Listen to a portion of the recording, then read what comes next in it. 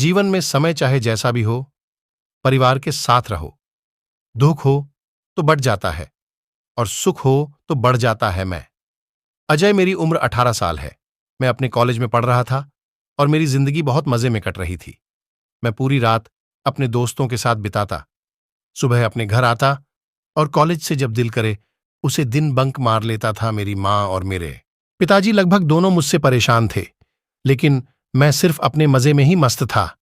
लेकिन मेरे पिताजी मुझसे कहा करते थे, बेटे जब तक मैं हूं तब तक तेरे मजे हैं, लेकिन जिस दिन मैं चला गया तो तुझे मेरी बहुत याद आएगी।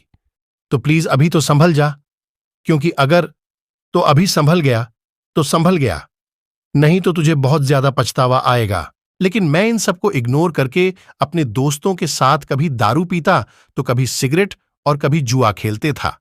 पिताजी से पैसे मिलते थे तो मुझे दुनियादारी से कोई मतलब ही नहीं था कि दुनिया में क्या हो रहा है क्या नहीं।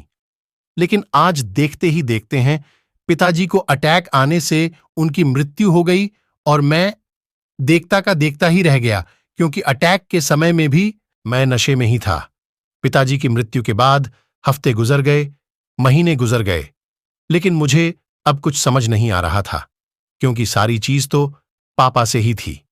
मैंने अब कसम खा ली कि अब मैं सारे दोस्तों को छोड़ दूंगा, सारे गलत काम छोड़ दूंगा, क्योंकि पापा कहते थे जिस दिन मैं चला जाऊंगा उस दिन तुझे मेरी याद आएगी, और आज वही दिन है और मैं उनके बारे में सोच रहा हूं और मुझे रोना आ रहा है।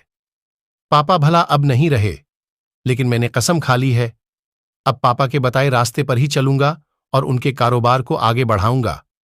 और कुछ समय के बाद हमारे घर में फिर से खुशियां लौट आई।